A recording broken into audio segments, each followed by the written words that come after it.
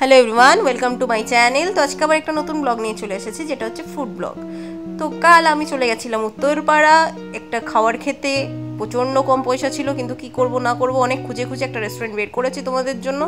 तोमरा देखते थाको, आशा करी भालो लागबे। तार आगे अवश्यई आमार चैनलटिके सबस्क्राइब करो एबं पाशेर बेल आइकनटी टैप करते भुलो ना।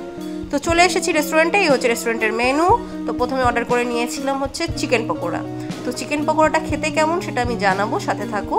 তো প্রথমে বলি, চিকেন পকোড়াটা যখন দিয়েছিল তার সাথে দিয়েছিল স্যালাড, স্যালাডের মধ্যে ছিল পেঁয়াজ আর তার সাথে দিয়েছিল কাসুন্দি, এবং আমরা টমেটো সসটা এক্সট্রা করে নিয়েছিলাম। আমরা দুজন ছিলাম এবং আমরা প্রথমে একটু অল্প অল্প করে খাচ্ছিলাম। এবং ফার্স্ট অফ অল চিকেন পকোড়াটা আমি দেখে খুব একটা এক্সপেক্ট করিনি যে কেমন হবে না হবে। তো ফার্স্ট বাইট নিয়ে আমার খুব নর্মাল লেগেছিলো, কিন্তু যখন আমি সেকেন্ড বাইটটা নিলাম আমার খুব ভালো লেগেছিলো। তো ফার্স্টে আমি খুব নর্মালি খাচ্ছিলাম, তারপর প্রথম বাইটটা যখন খেয়ে ভালো লাগলো তখন ভাবলাম পুরোটাই মেরে দিই। যাই হোক, খেয়ে দেখলাম যে না, সত্যিই খেতে খুব সুন্দর।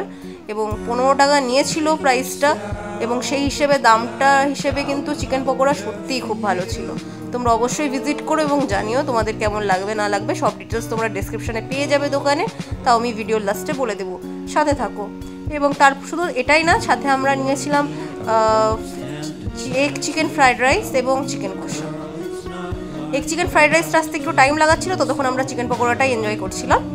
হ্যাঁ, তোমরা যদি এই রেস্টুরেন্টে খাও অবশ্যই জানাবে। যারা উত্তরপাড়া থেকে দেখছো অবশ্যই কমেন্ট করো তোমরা চেনো কিনা রেস্টুরেন্টটা।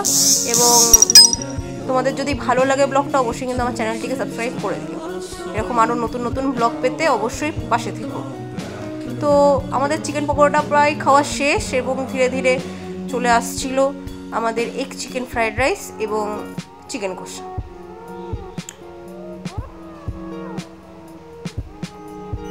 আচ্ছা, চিকেন পকোড়া হিসেবে চিকেনের সাইজটা কিন্তু যথেষ্ট ছিল, সেটা তোমরা আশা করি দেখেছো।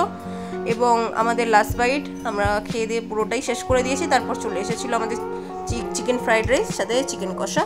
তো চিকেন কষাটা আমরা নিয়েছিলাম মাত্র 2 পিস, হাফ প্লেট। হাফ প্লেটের দাম নিয়েছিল অনলি 60 রুপিস। আর তোমরা যদি এটা 4 পিস চিকেন নিয়ে নাও তাহলে এটার কিন্তু দাম পড়বে 100 রুপিস, ঠিক আছে।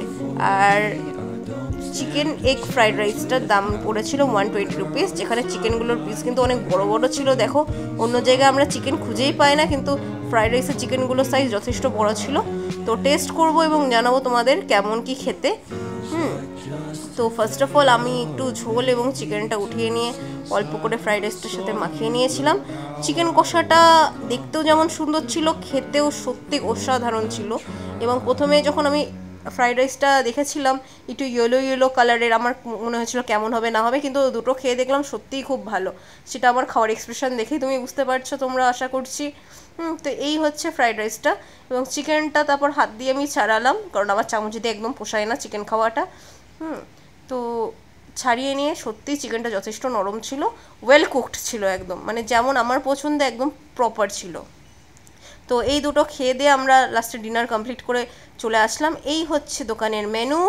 আর দোকানটার নাম হচ্ছে ফুড মহল, যেটা পড়বে তোমাদের টিপটপ মোড়ের যেতে আগে হাতের ডান দিকে।